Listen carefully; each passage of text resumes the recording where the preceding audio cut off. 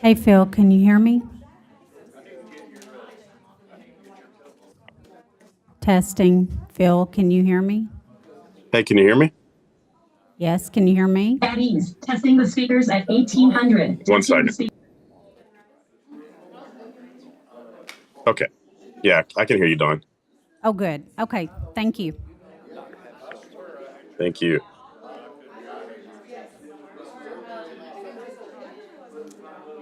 Smack will be this time. I'm going to rotate that because we're not on the assignment paper. So you can't, that's. That was on Tuesday night.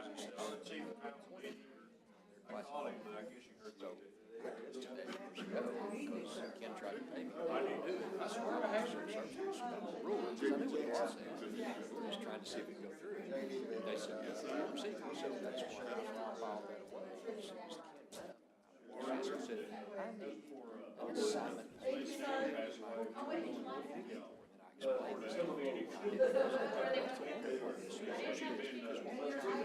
Just give them experience. Now I can call him. It has nothing to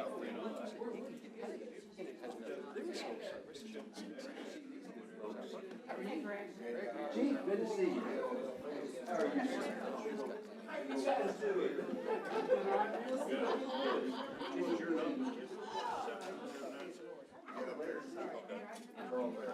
There you go. Yeah, you called me back. You're right, Lord. Oh, goodness. I was observing. Mr. Whitaker, you had a good day too. How are you, sir? Fine. Everybody happy with you know your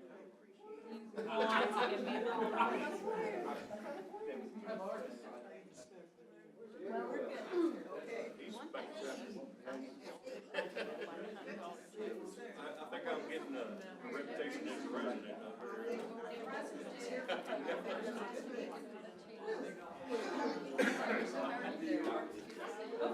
But it wasn't, someone else would have it. I just thought about it. We still don't know. Yeah. We'll just put on my retirement check. Like I tell them.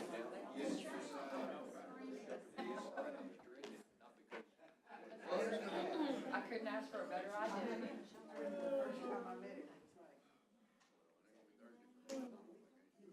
I thought it was tomorrow, but that was something completely different.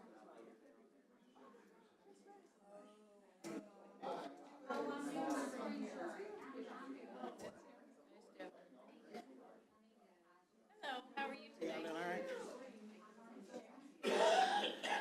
I can't find my name tag. How you doing? Good. Well, I'm worried.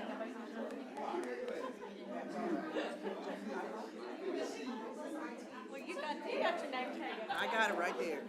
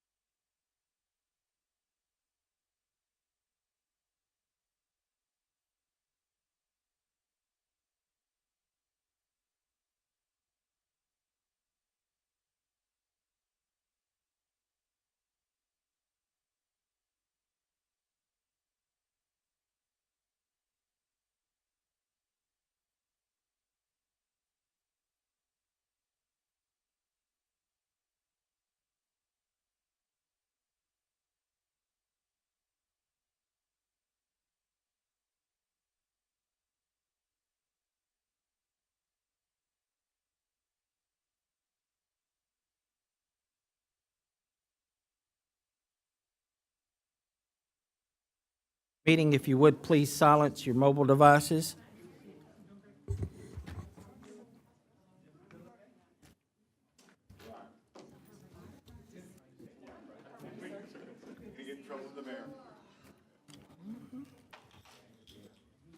Are we ready, Don? Phil, Phil, are you on? I'm here. All right, good.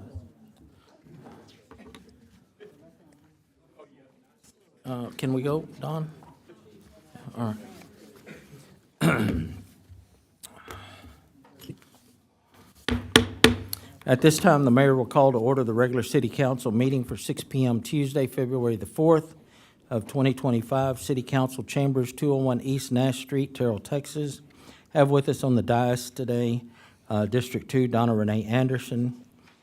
District 3, Mayor Ronnie Velasquez, Mayor Pro Tem Stephanie Holmes Thomas, and remote is Deputy Mayor Pro Tem Phil Robinson.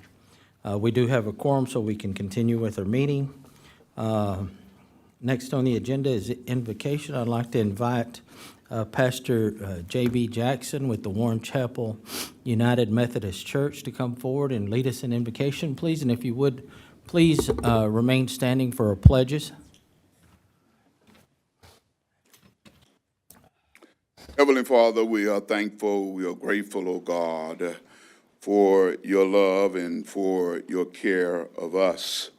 And you have brought us into this very moment of now to meet as leaders, O God, by your divine wisdom given unto us to make decisions that's going to further this community, O God, to where you want it to be.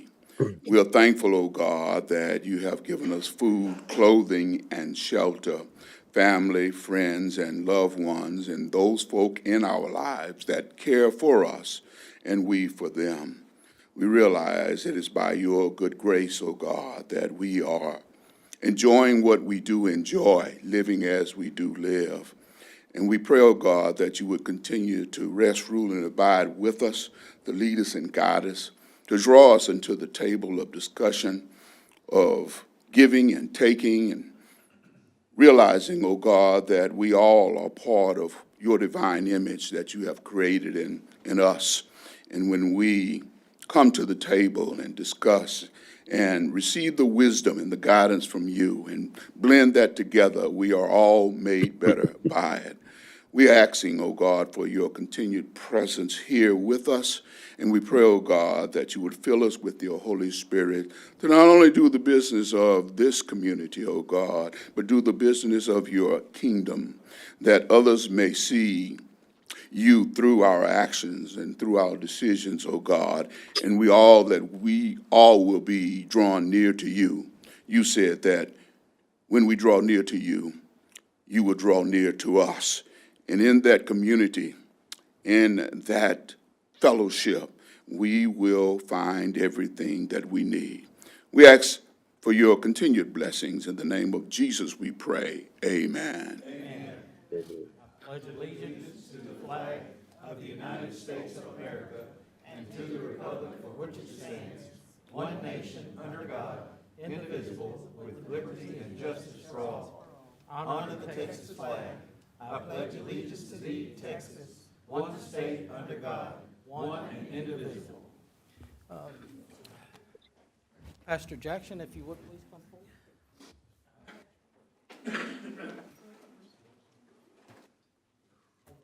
Mayor, the City Council, we want to thank you for being with us this evening and sharing in the Word of God. We also challenge you to do your commitment to the city. This is a challenge coin from the city. It's about lead your way and also build your legacy here in Terrell. So welcome. We'd love to have you. Thank you for being here. Yes.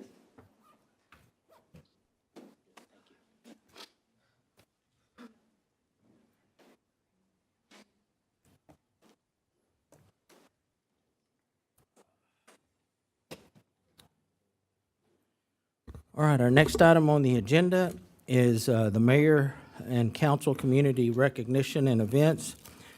Council and community, this is our Black History Month, and annually I'll do a proclamation in honor of Black History Month. So This time I'll read the proclamation from the office of the mayor.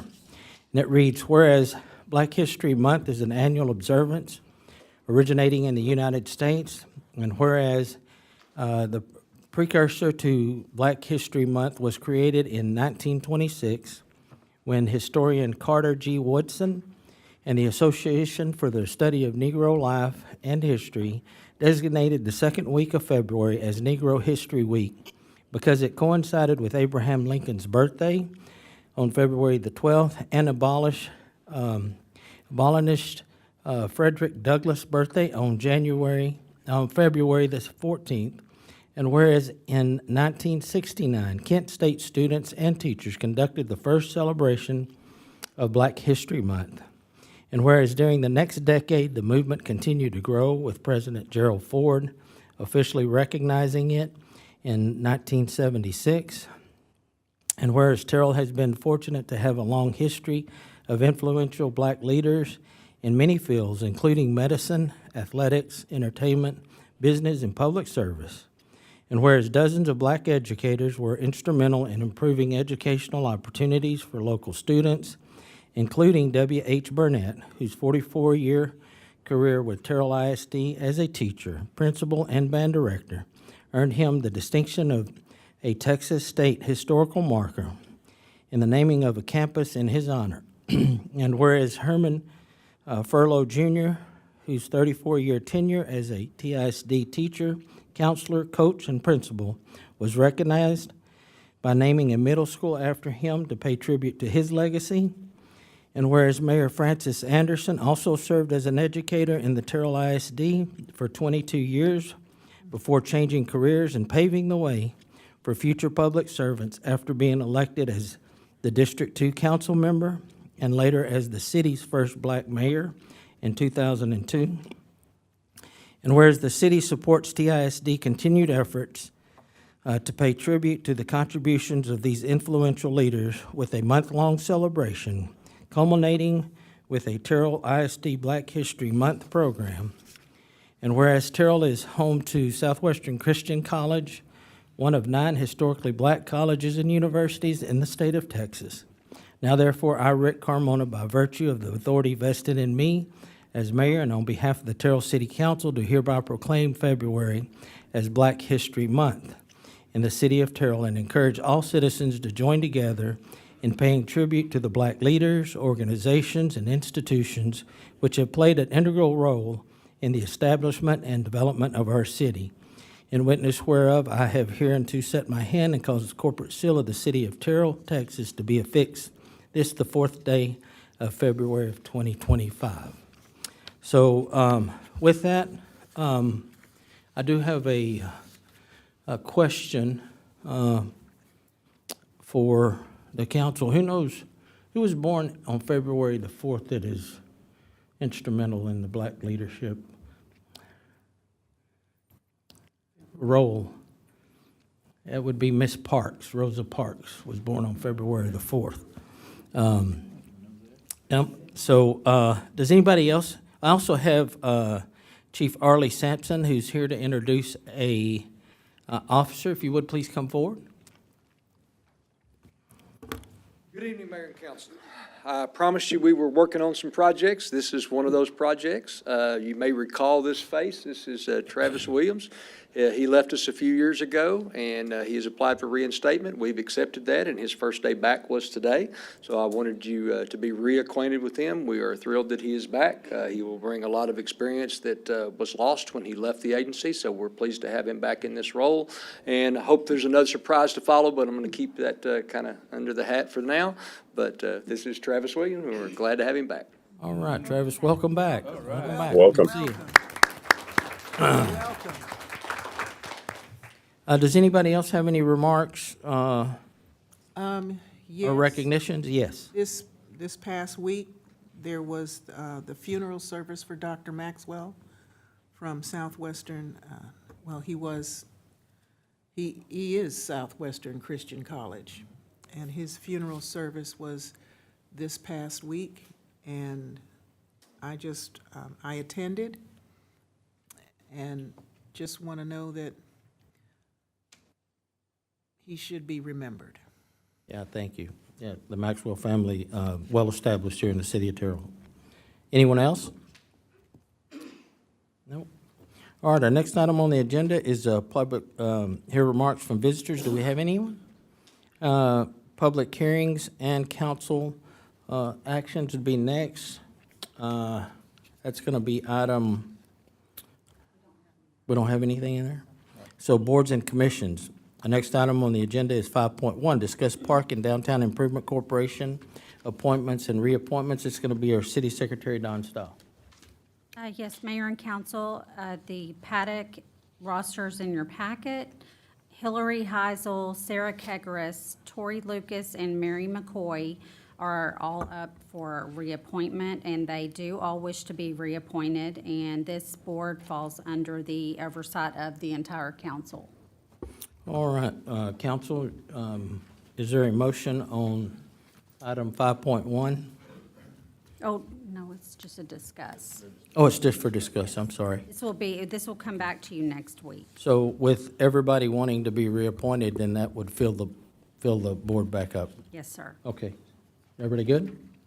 So they'll come back next week again for discussion. Planning and Zoning Commission appointments and reappointments. This is, again, City Secretary. Yes, Mayor and Council, in your packet is the Planning and Zoning Commission roster.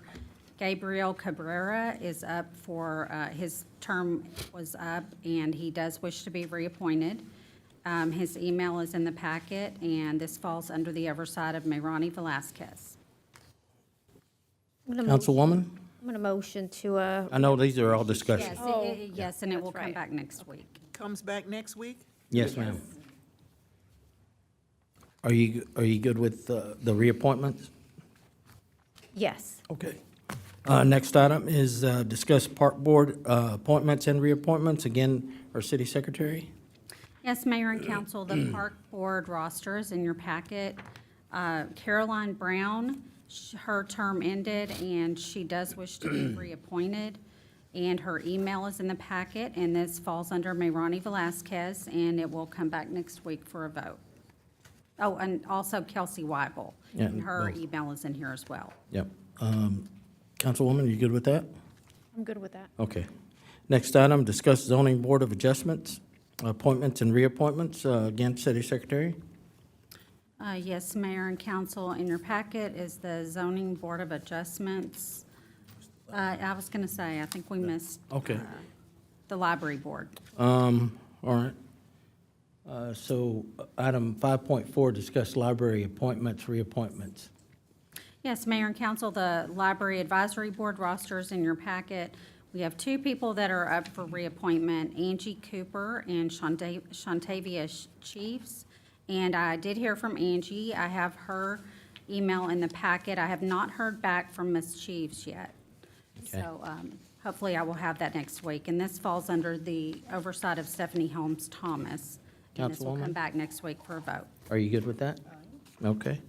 I just, Mayor, want yes, to ma'am. acknowledge that Angie Cooper is also here with us today in the audience. Would you like to recognize her to service. say some words, or? Well, so thank you for her service. All right, next item on the agenda is 5.5, discuss zoning board of adjustments, appointments, reappointments. Again, this is our City Secretary. Yes, the Zoning Board of Adjustments rosters in your packet. Matthew Hancock, his term expired, and he would like to be reappointed to another term, and his email is in the packet. And we also have an open position. Dina Boyd was put onto the TERS board, so we have that position open that will need someone as well. Okay. And this falls under the oversight of Phil Robinson, and it will come back for a vote next week. Councilman? That works for me. Okay. Next item on the agenda is discuss the update on Building and Standards Commission. This is going to be our city engineer, Chris Snap.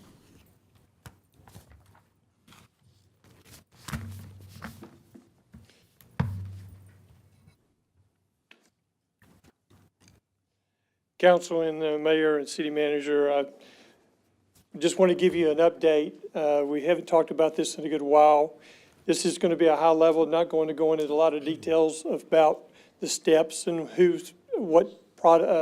properties we have, because simply, we don't have a committee yet. So we're just going to walk through some of the key things here about the building standard. There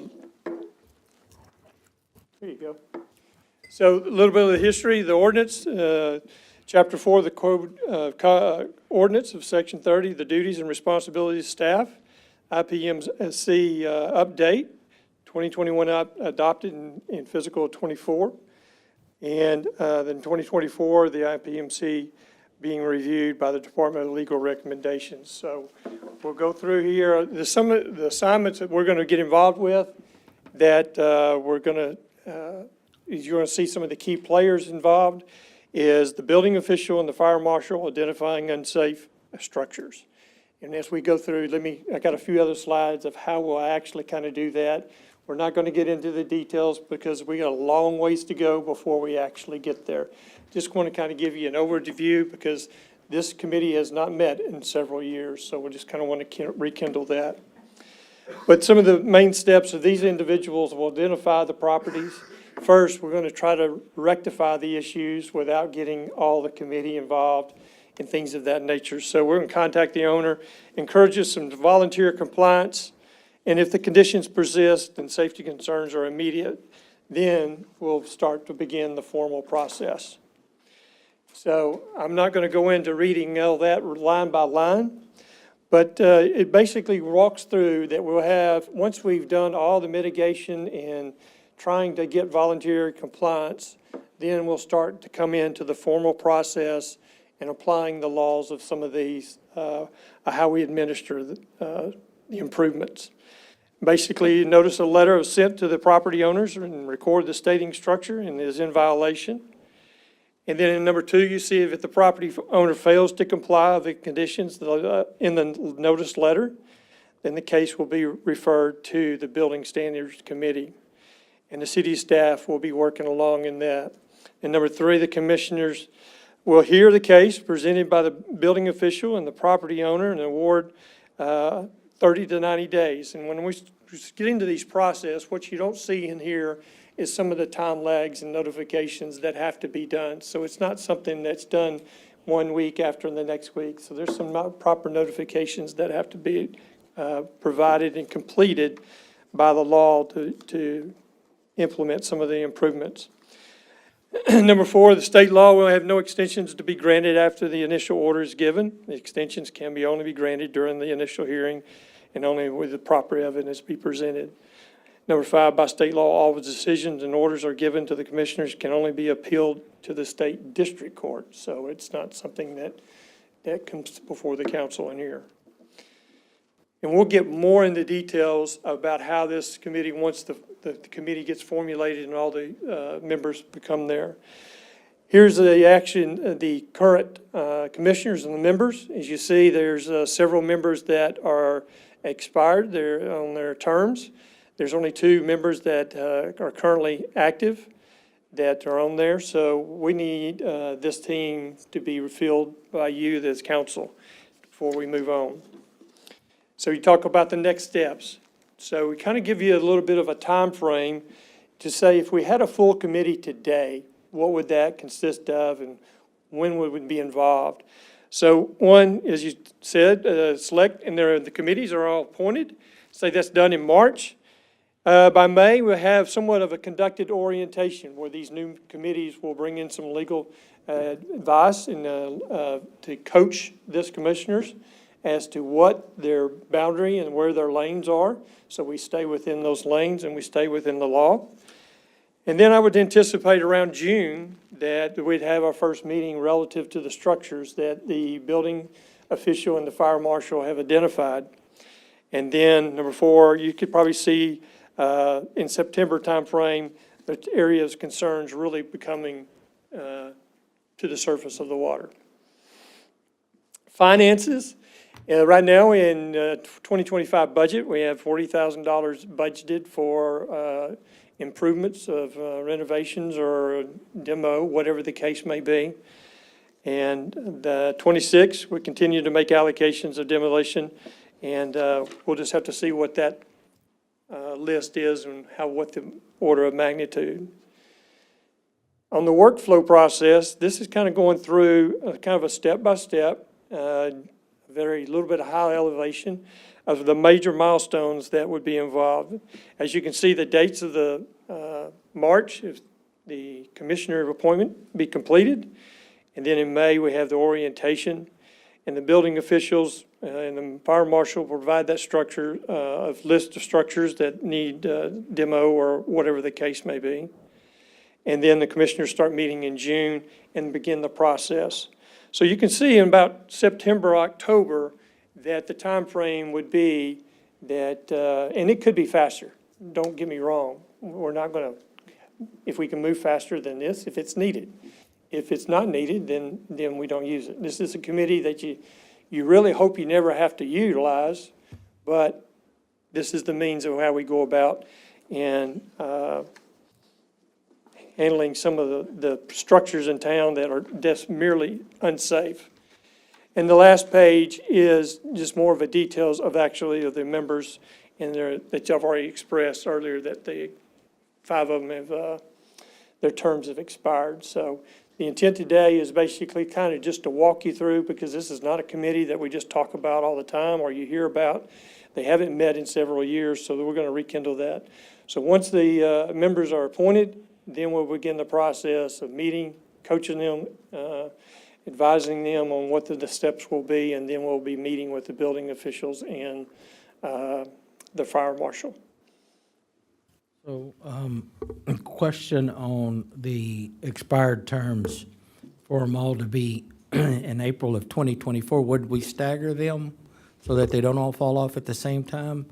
Well, we would follow Would be that one ordinance that we had, we recently did on the terms of committee members. Right. And then, So we would have to look at staggering some of them so they all don't fall off at the Right. same time. are they eligible for reappointment? The ones that have the orange highlight are not eligible. One of them timed out and one of them no longer lives in the city.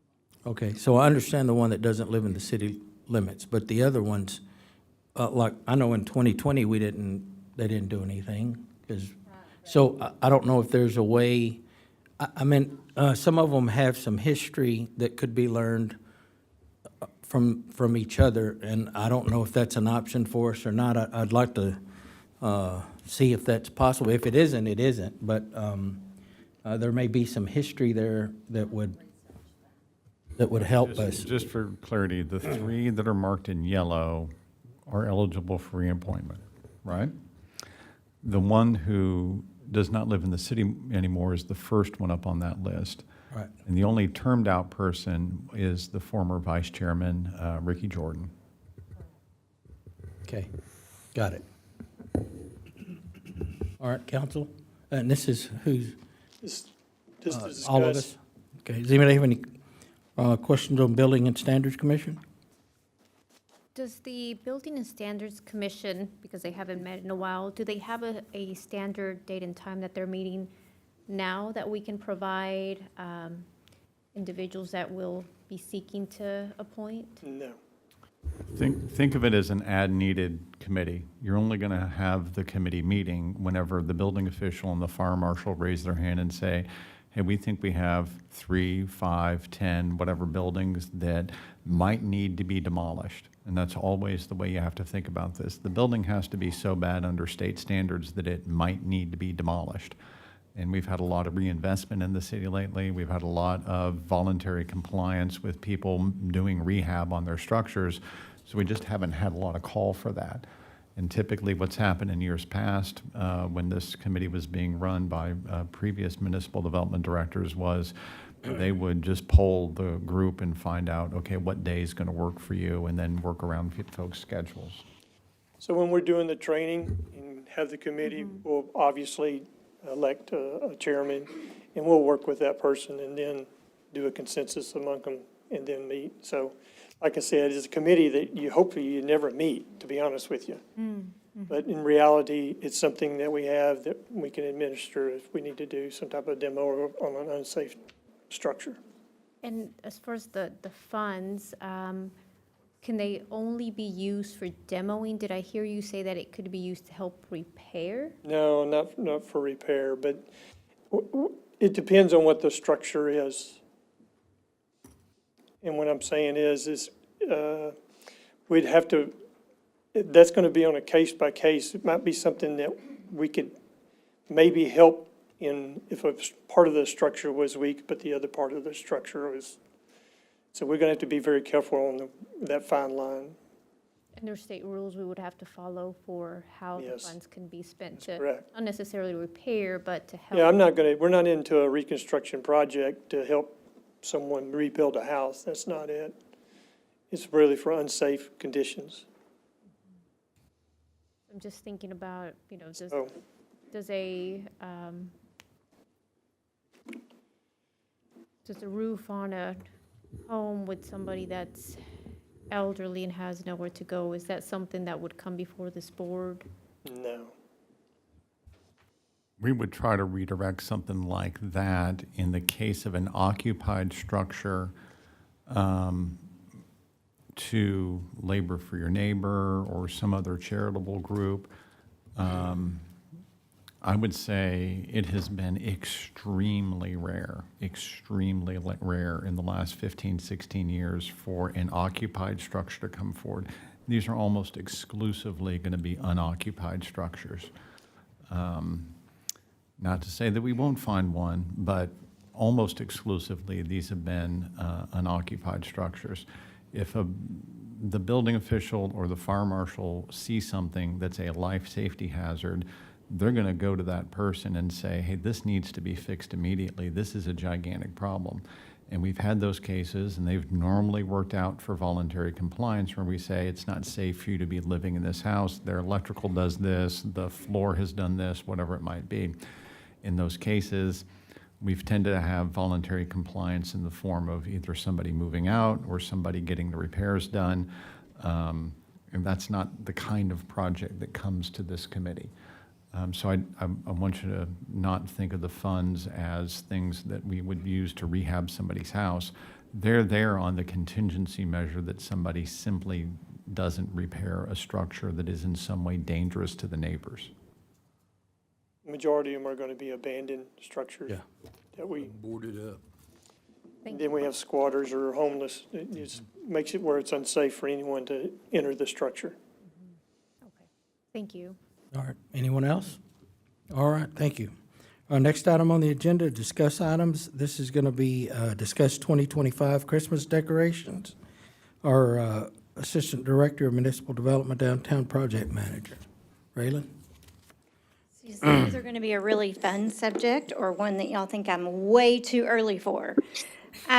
So Early for Christmas. I know, but we do have to start thinking about it. I know that there's always been a lot of discussion around Christmas time, especially when we look at the decor that we have.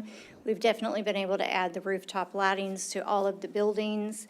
And so we're just trying to get a feel and get some direction from City Council, which way that y'all want to go on the Christmas decorations. Just to kind of let you know where we stand budget-wise, you do budget $25,000 annually for the Christmas decorations, and that includes, any replacements and purchase of the Christmas tree, et cetera.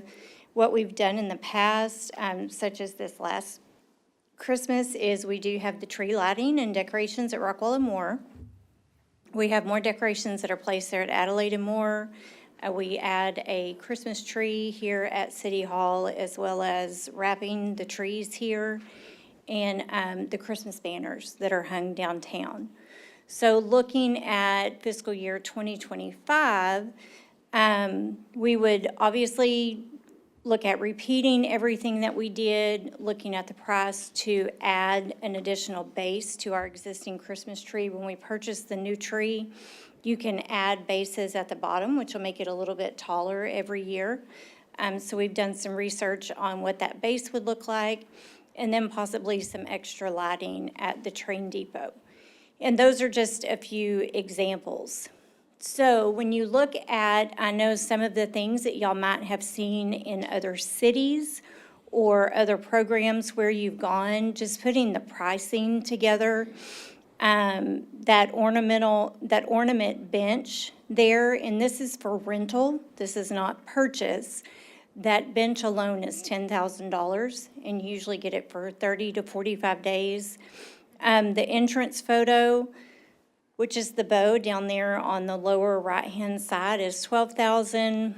Wrapping trees, if you had a contractor do that, that would be anywhere from $800 to $1,000 a tree. And then an example of Candy Cane Lane is about $16,000. Now, the good thing about rentals is that you would not have to invest in any maintenance or storage or replacement of those items, and they also do handle the setup and the takedown. So we're not having to pull from city resources for that. So just something to consider. Purchasing these items, I just wanted to give you a few examples. Again, common things that we know we're seeing in other communities. I just wanted to make sure that we were being honest and open with you about the expense of each one of these items. Again, if you were to purchase these outright, you would also take into effect that we would then be storing and replacing or maintaining, and then it would also have city staff for installation. Another way that you could possibly look at adding some Christmas festivities, whether that be with decorations or with events, there are several options if you wanted to provide funding for an event downtown. We know that there's the ice skating rinks. We have snow hills that you could do. We could partner with some of the community groups and let them do fundraisers throughout the holidays. So we just wanted to throw out some different ideas and get some feedback from the city council about how or what changes y'all would like to see for next Christmas, mainly because orders, believe it or not, have to go in within the next 2 or 3 months. And so like right now is when people need to be ordering for the December holiday. So I know it's early, but wanted to give you just a little bit of information, and then that way we can start getting some feedback and know which direction you'd like to go for next Christmas. Okay, well, I appreciate that. Mm-hmm. Sorry, Mary. Who wants to go first? I'll go first. All right. I'll open my mouth. Thank you, Raylan. I'm going to say we have a growing children's population in Terrell. We have elementary schools out our ears. With that being said, a lot of those families don't go anywhere. They stay in town. And Councilman Robinson has brought it, he loves his children. He loves his children. And I think we need to do more with our Christmas decorations without breaking the bank. I would like to break the bank in another part of the budget, but let's just. Not Christmas. But I think, I like the idea of rentals. Cuts down on man hours, and we don't have to keep it anywhere. So I like that. I think maybe we should look at doing, I like the idea of the trees being wrapped, making downtown look like Merry Christmas coming and going, because I don't know where we would put the candy canes. And the tree should be bigger. They'll get there. So that's, yes. Okay. The big ball photo booth was a little bit much, but it's okay.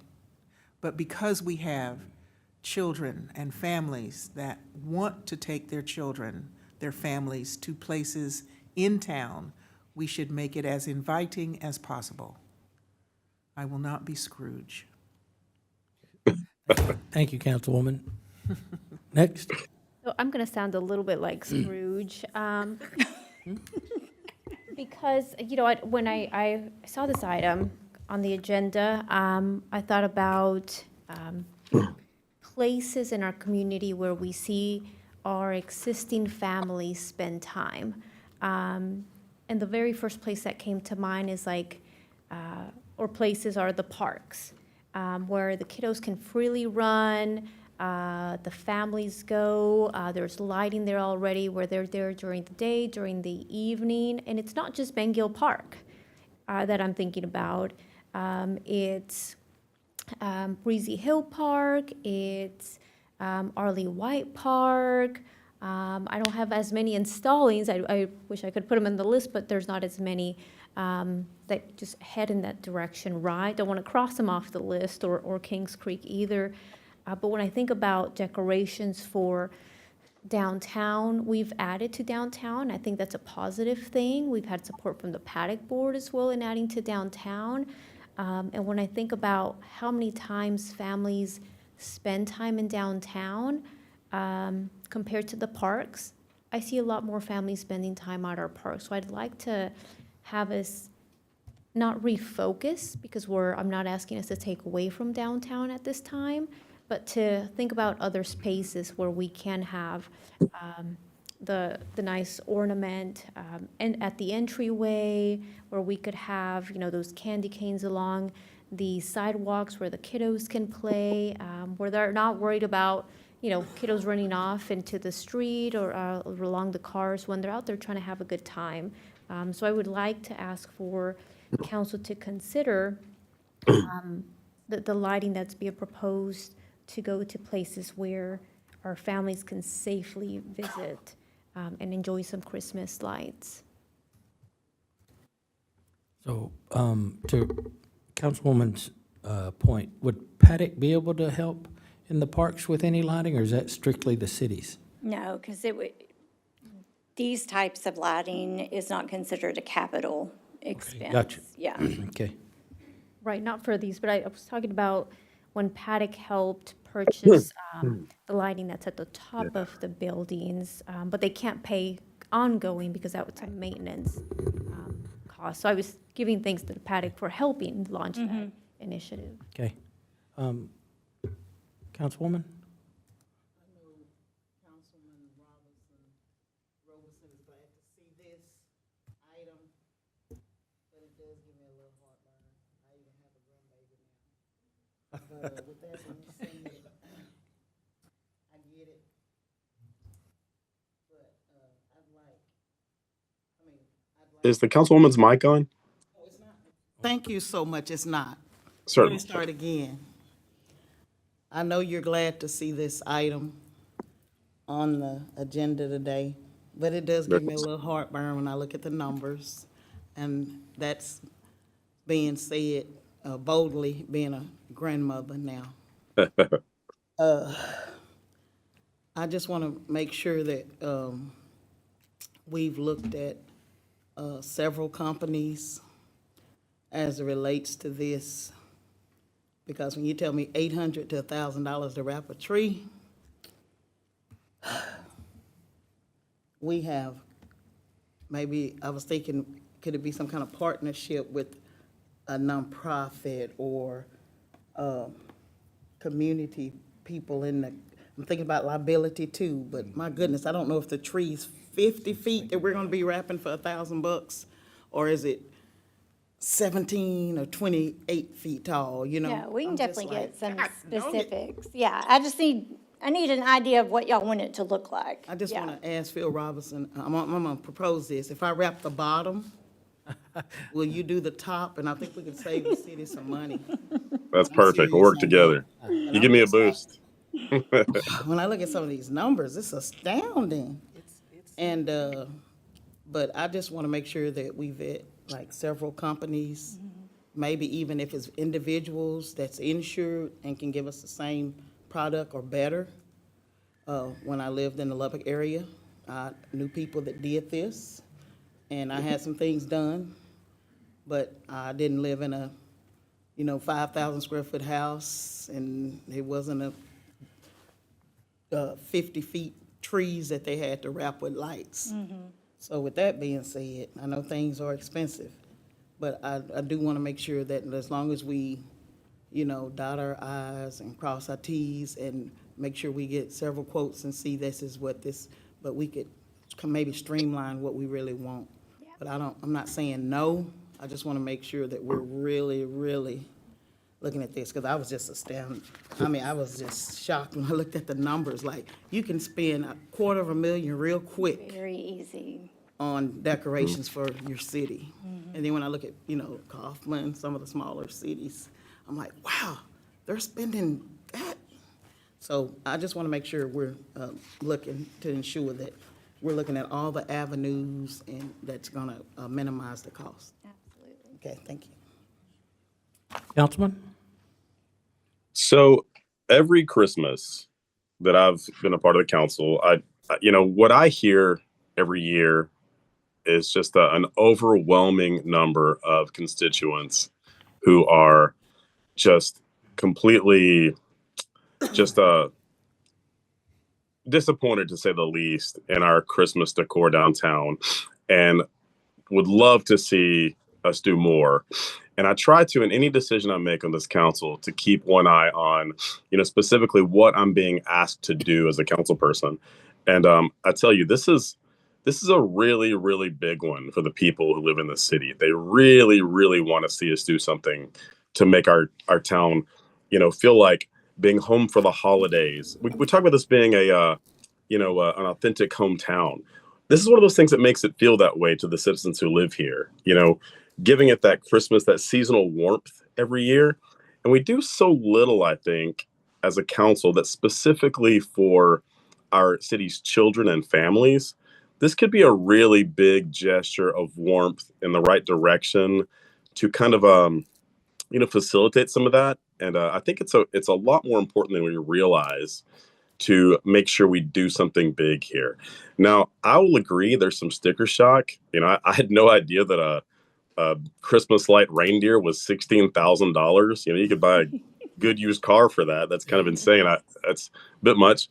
But, I'd like to see us kind of look around, see what else is out there from a, competition standpoint. Maybe there's some other options, but I'm going to support us going big here, because I really do think it's more important than we realize to do something big for our families, to bring that hometown warmth into the city. It's really going to do some big things for a community morale. And I mentioned it on my social media today, and immediately just, tons and tons of comments and likes and people ecstatic about it. So this is a really big thing for our constituents. So let's take it very seriously. I think it's an important thing to proceed with. All right. No, I agree with you. Again, this is a discussion item. So what this will do is allow us, when we start looking at our budget, to have a substantial conversation about which direction we want to go. And that's what staff's here for. I don't know if the council does or not, but I guess I signed up at TML at one of the places that have all the decorations. So right around Christmas, I get all these emails of what's available for cities. And then right as Christmas is getting closer, I get these discounted prices as well. So there may be an opportunity there if right after Christmas we can set aside some money to buy some at a reduced price. But remember, this particular item, to the council and the councilman's point, is this is where the children benefit that aren't able to get outside of our community but still experience a very festive holiday season. So I agree with you. I think it's worth it. The timing for us to discuss, again, is now, because we need to know what those costs are when we get into budget. And we won't be sticker shock. We'll be able to say, hey, we've talked about it and we know what it is. I prefer the rentals myself, because they come up and set them up and take them down, and we don't have to worry about our staff being there. But if we have a problem with it, then they come and service those items. So I think the best bang for the buck is to be able to say, bring it, set it up, and then we enjoy looking at it. Do we know how other cities have funded their downtowns? Let's say for Kaufman, for example, or have we reached out and asked? I mean, I can call the mayors, if you can call. Can I? Yes. I'll give you a quick answer to that. Sure. Is that cities that have a Type B corporation that is not limited for capital-only expenses would typically do it out of their Type B sales tax. So for us, that's the Paddock Board. And when we approved the Paddock Board, the voters approved it for capital improvements only. So we have a restriction that doesn't exist in other cities, and other cities normally would be using their Type B corporation for the operational expenses of this type. So not to say every city does that, and Raylan can certainly do some research for you, but that's a way I've seen a lot of cities handle this expense. Okay. And Well- that's what I'd like to know, which cities. That's fine, yeah. Raylan will bring back some information on that for you, Again, absolutely. to yeah. my city manager's point, is their Type B is set up different than ours. So while they may be able to use funds from their Type B, we probably wouldn't be able to, is what I'm hearing, so. Right. When we vote something like that in, is there anything that can be altered or changed with that if we bring it? I back would to- say that the wording of the public election on that one was very definitive and very specific about it was capital improvements only for parks and downtown as part of the election. So my inclination is that you're going to have to take something like that back to the election side of it, because that was a voter statement, yeah. Can anything else be formulated? Can you just have one of those type of corps that do that? Is there any other structure that could be constructed or built to? There's a lot of structures that could happen, and I would say, let's let Raylan do some mulling and research on that and bring that back as part of her presentation. I would offer to you that maybe a path forward is just providing a package, a frugal package, but a package that is optional for council to vote on. And so I'm kind of asking here to make sure that we give Raylan good direction. If we say, okay, let's bring back a package that says, here's the base, here's a budget, a specific budget for the base 25,000. Here's a go over the budget by, I'll just call it package A. And you got a package A, it's a certain dollar amount over the budget, and Raylan can tell you exactly where that money would be spent. And then she'll give you a package B, even more money over your budget. And council can look at it in an upcoming city council meeting and say, okay, well, we like the base, and we think we can, fund package A, but we don't think we can fund package B. Or maybe you want to do all three of them. Whatever it is, and you can tell us to mix and match, take something out of bucket base, and go put what staff was guessing was in the A bucket. You can mix and match your buckets. So we would give you something that would give you fair game to look at it and say, move the money this way. I'm willing to vote yes on this part of the package, but I want to vote no on that part of the package.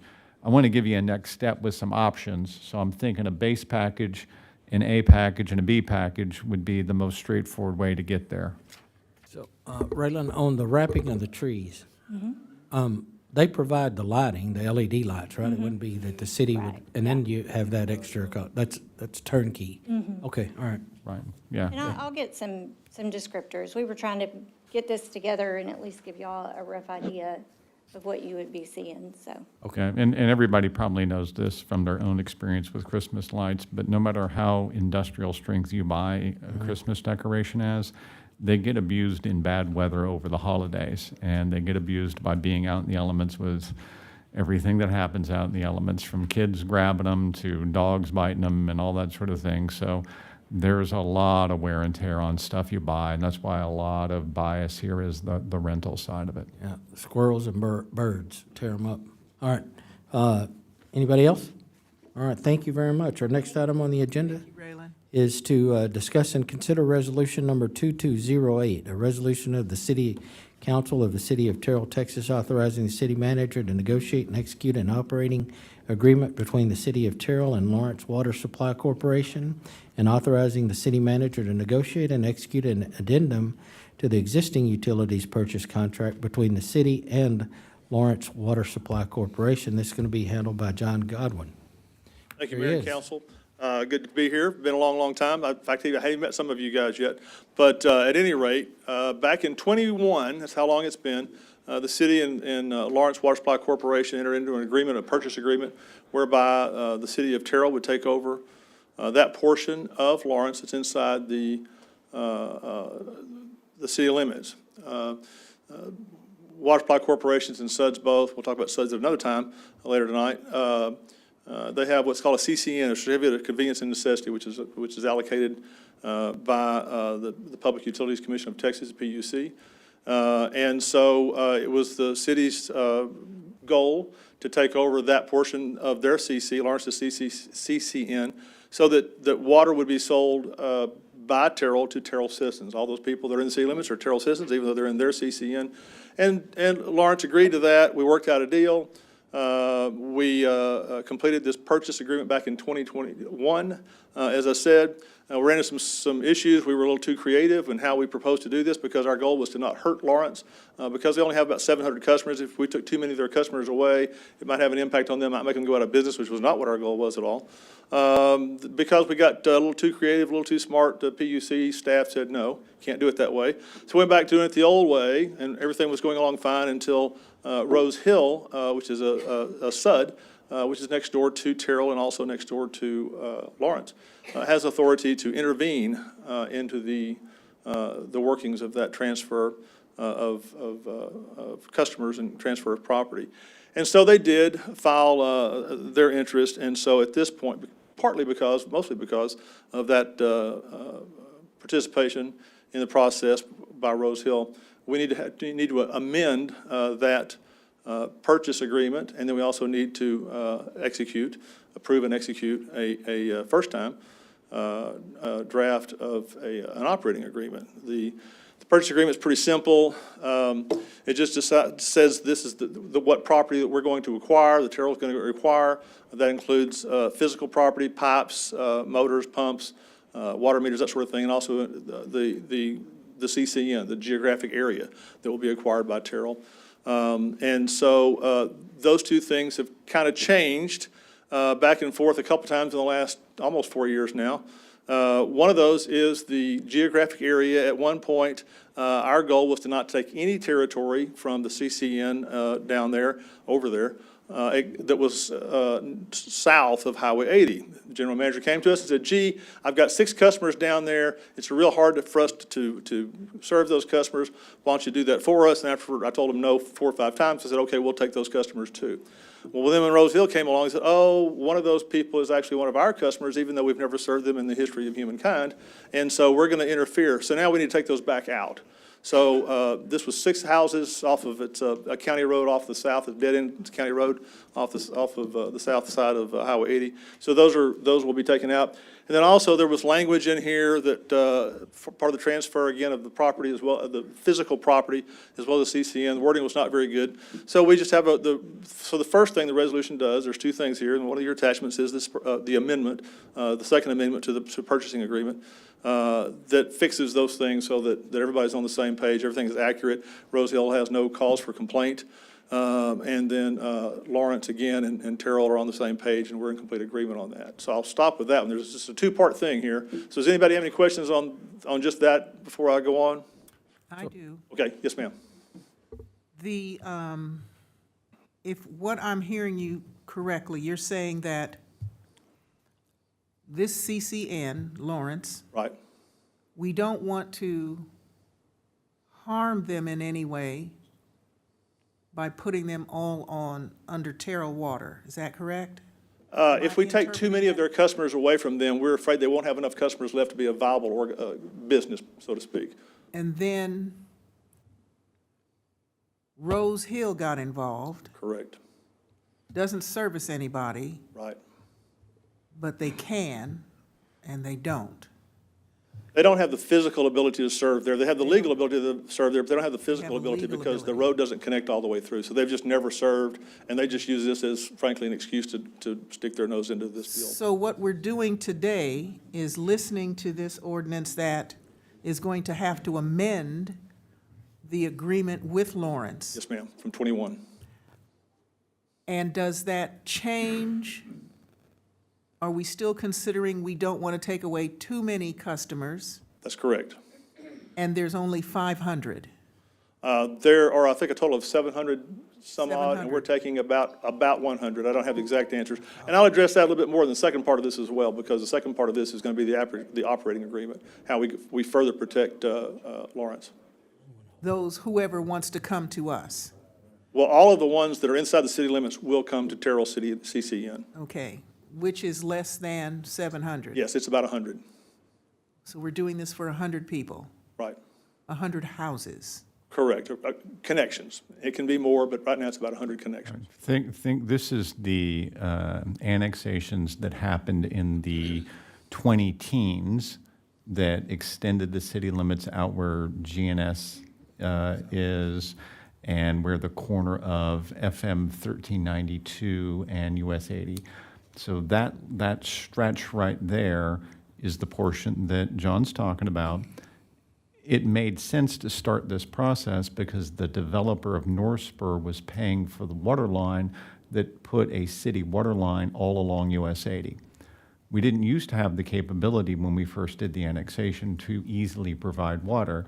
Now, what John has worked out with Lawrence is a nice methodical program where, say, for example, somebody goes to one of the vacant lots along US 80. Who do they get their water connection from? Well, now it wouldn't be Lawrence. Now it could be from us because we have a pipe, we've done the CCN transfer, and we can methodically make sure that over the course of time, a nice, slow transition where new development comes and gets service from us. Existing development can be in a leaseback agreement with them, and it's something the Lawrence board and our city council in 2021 both said, yes, okay, that's a good sharing concept because it's a methodical, slow program for us to provide those services out in that area. So all we're doing now is making a minor modification to what happened in 2021. And this is halfway through 1392, probably. Is that correct? Down 1392, we're only probably going halfway down? I don't, I would say it's probably less than 100 yards north on FM 1392, not very far. It is the city limit line is pretty darn close, but not exactly at County Road 237A, if that rings a bell, yeah. Yes. I apologize. I don't live here, so I don't know the streets real well. I don't want to say something incorrect. The county road that John's talking about, is just to fill in the blank, the county road south of US 80 in question is County Road 238. That's the one that goes south. So if you get right past the spur and 80, where the spur and 80 come together, there's a little teeny tiny county road that has a railroad crossing. That's 238. That's where the 6 houses are that John's talking about. That will get this part of this. Those are the ones being removed. They're the ones being removed due to the boundary issue with Rose Hill. Yeah, and we didn't want them initially anyway, but, and so that's going to happen now. The second part of this, a little bit longer, is the actual agreement for us to hire Lawrence to operate the system. And so that'll have even less impact, hopefully, on all of their customers. And so that process is for us to take CCN from any other entity with CCN or a portion thereof. We calculate the cost of that sale or purchase, depending on which side you're on. And so we came up with a figure of I came up with 179, and 4 years later, an expert came up with 190, so I decided his number was probably okay. And so that's what we're going to use. So there's several parts of this. So there's no one with the expertise to operate this system like the people who already work there. So rather than hiring another company or rather than adding additional city staff, which you don't need to do for this purpose, we're just going to pay Lawrence to operate this system because they already are. The payment for them is going to be the revenues that they're already making. So if they make $41,000 a year right now, next year they'll operate the system. They'll still get their $41,000. The city of Terrell will simply own it. If you call for a leak, you'll get the same lady on the phone. You'll have the same gentleman come out and fix the leak. If you call their emergency number at night, you'll get the same company that comes out and takes care of that. You'll get your water bill that looks just like it does right now. If you go to the office and sign up for something or get a permit, you'll do the same thing just like you do right now. So there'll be no impact on any of their customers.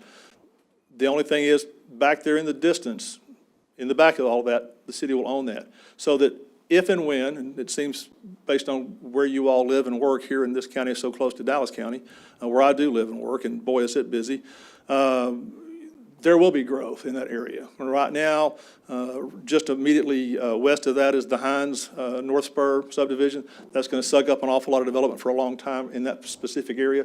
But whether it's 7 years or 14 years, it'll get built. And at that point, you'll already have this out of the way as a city. In the meantime, the agreement is for them to operate the system for 7 years, exactly as it is now. Again, the city's not going to give them any more money. They're just going to get to keep whatever they make. The only money you're going to give them is the money you spend to purchase it from them. And that's done on an annual basis. Every 7 years, you'll pay 1/7 of that 191 or whatever the number exactly is. I think that's all I've got. It's a pretty simple system. Again, you could try to take that on yourself. It'd be really inefficient for the city because it's so far out there compared to other customers. And there's no reason to hire someone else other than these guys. Nobody's going to know the system better than they do, and they're going to keep their. Oh, the other thing is the rates will also stay the same. So you won't have any changes in rates. The rates will stay the same, and that way, one of the concerns was that some people in that neighborhood would have one rate, some people would have the other rate. They will all have the same rate, they'll all have the same rate they have right now, unless the Lawrence Board decides to raise those rates. If the Lawrence Board decides to raise those rates, according to this agreement, the City Council will approve raising them for those that are part of your city limits. Any questions about that? So I have a comment. This dates back to 2021. At the time, the council was briefed on options for the area. We knew North Spur was coming, so we needed to figure out how to get water out there. We had an agreement with Lawrence and the council at the time. Everybody agreed, correct? Yes, sir. So we still are in agreement in principle, Yes, sir. and that agreement would still be in effect had we not had a third party interfere and protest. Well, Yes or no? two things. First, the PUC turned it down the way we had it. Yeah, I'm going to get the PUC. And then when we now. went back again, then Rose Hill entered into this as a neighboring, because they're contiguous, physically contiguous. They have a right to intervene and express their opinions. But at the time in 2021, we felt like the PUC would be okay with the agreement. Yes, sir. Absolutely, we did. And then, so now, fast forward now, and we're having to relook at this agreement. We're not throwing it out and redoing it. We're just Correct. amending it. That's correct. And we're amending it to what we hope will satisfy the PUC, and they'll look favorable at That's this. right. And they're very minor amendments in this case to that. And then this purchase agreement really hasn't changed much since they drafted it 4 years ago, because it's just been sitting there waiting. So how confident are we that the PUC is going to look favorable at this amended portion?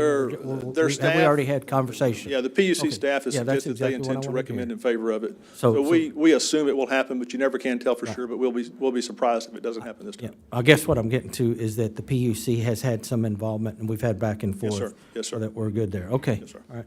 Who's next? Somebody got any question? I'm curious, why did the PUC turn it down? Can you share that? We did something that I still think was a great idea, but they didn't. And that was, we were going to purchase it and lease it back to them.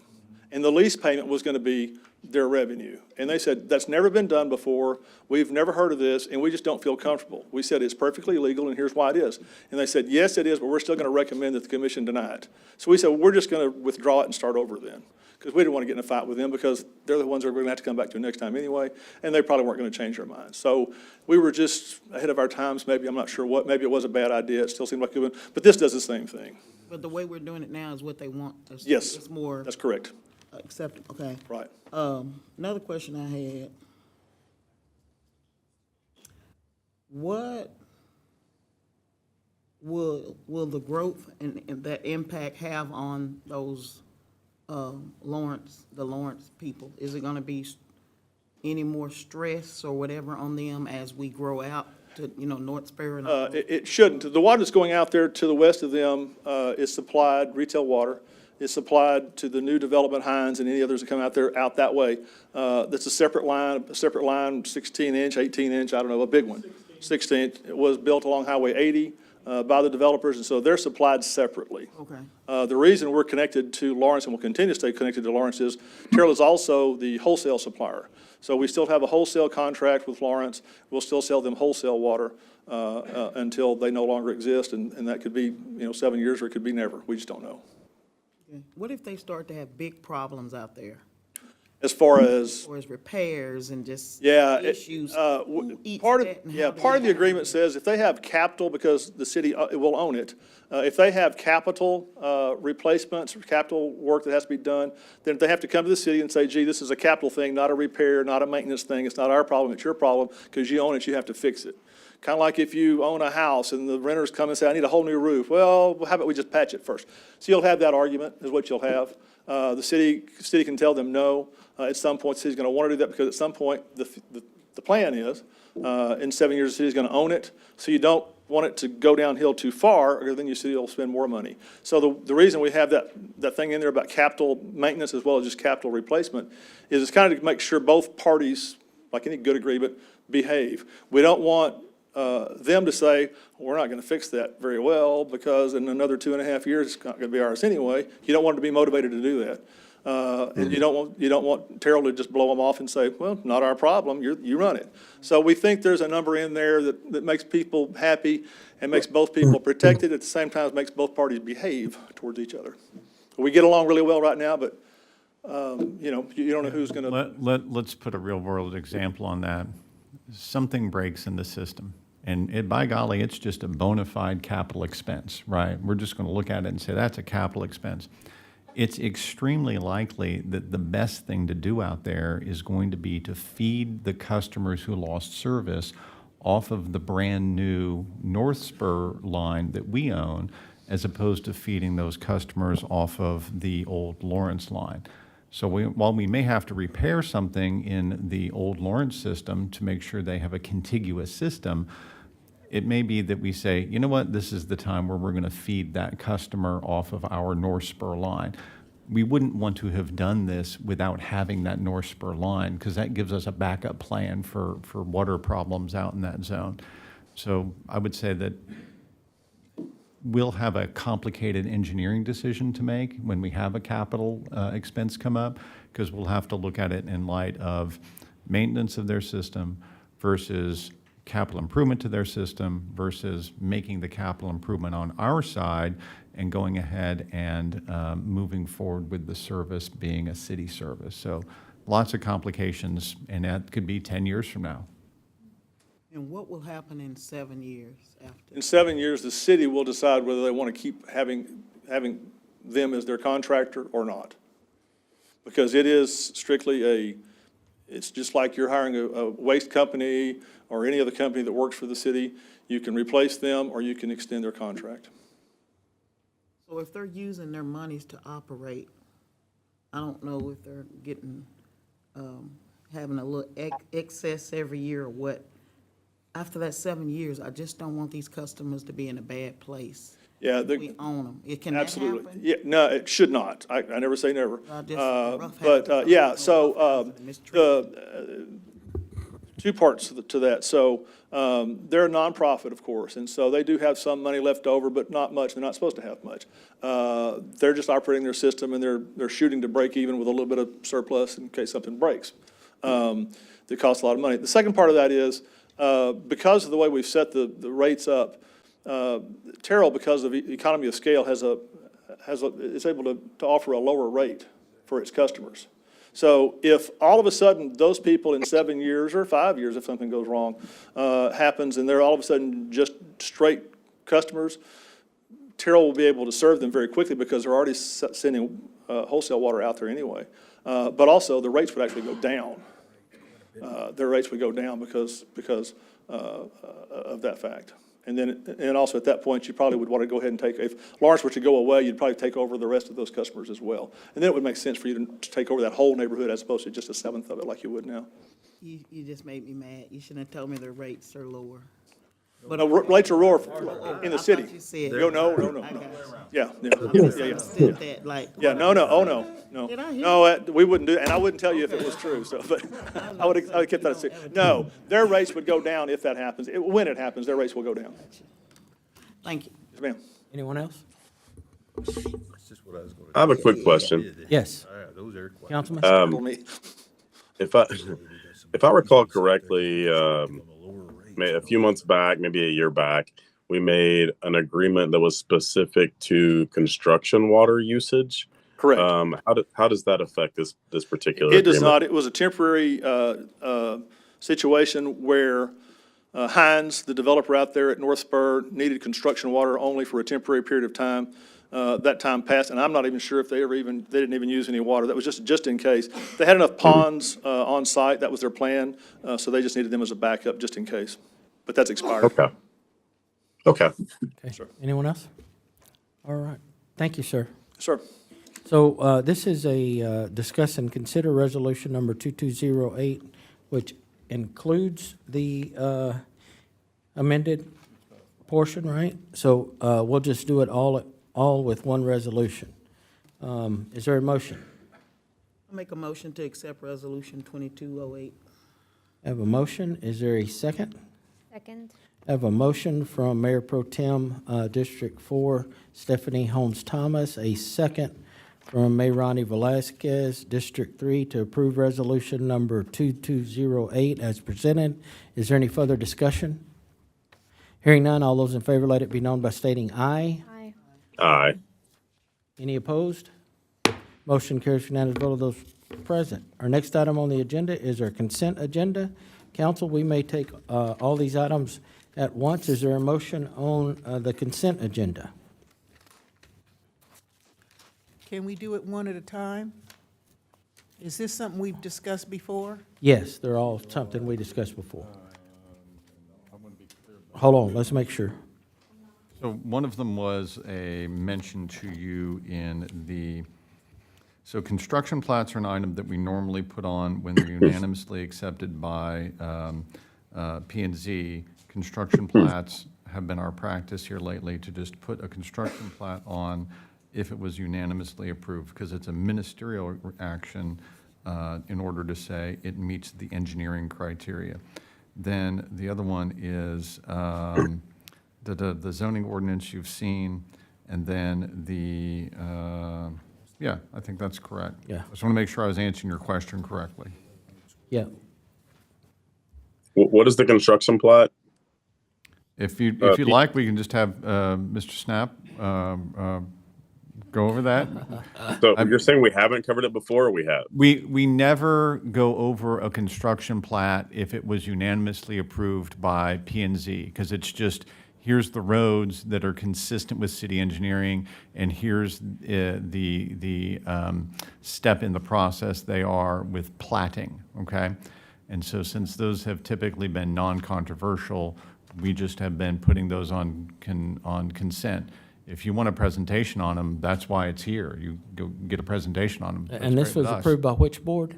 P and Z. So if there was a issue at P and Z with something, we would probably look at it separately. Yes? Yeah. The point is, the developer has been utterly consistent with our rules, and the developer has been consistent with the zoning and the development agreement. They haven't strayed outside or asked for a favor or a special deal. So that's been an item that we've been putting on consent. And if you want a presentation, that's why we're here. All right, I have a question. yes. Yeah. When we talk about plats, are we talking about the foundation to buildings? No. No, this is the outline of the boundary lines of the properties. Okay, Where the fire lanes are going to be, where the roads are going to be, all the details of that. Anything down to the foundation of the property, like the housing foundation, the walls, the cosmetic, this does not. This is just basically outlining. These are the four, I'll keep it simple, but this is the 4 points of your property. This is where the buildings are going to be mounted and structured and built. And if it's a big structure, this is where the fire lanes are located and gives those dimensions. and you are comfortable with this? Yes, ma'am. Thank you. Okay. Questions answered? So this is a consent agenda? Is there a motion on the consent agenda? Motion to approve consent agenda. We have a motion. Is there a second? Second. I have a motion from Mayor Ronnie Velazquez, District 3, a second from Phil Robinson, Deputy Mayor Pro Tem District 5 to approve our consent agenda as presented. Is there any further discussion? Hearing none, all those in favor, let it be known by stating aye. Aye. Aye. Aye. Any opposed? Motion carries for unanimous vote of those present. Our next item on the agenda is to adjourn into executive session in accordance with Section 551 of the Texas Government Code to discuss the following: Section 551.071, consultation with attorney pending or contemplated litigation. Let's see here. Section 551.074, personnel matters. Section 551.087, deliberations regarding economic development negotiations. We are now in executive session.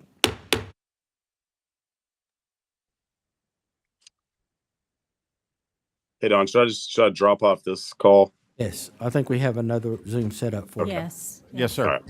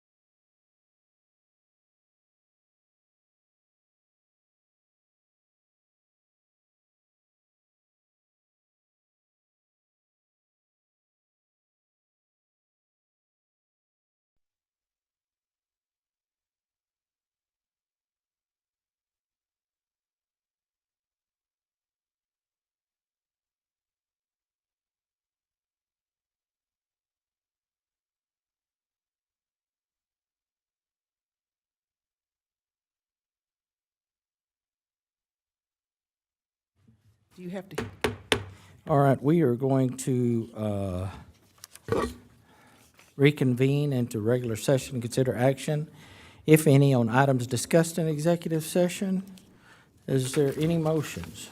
I make a motion to authorize Spencer Fain LLP to file and prosecute a breach of contract suit in Kaufman County, Texas, relating to, 1, the memorandum of agreement regarding the creation of the Rose Hill Special Utility District dated February 25th, 2005, and 2, the memorandum of agreement regarding the Rose Hill Special Utility District dated October 21st, 2008.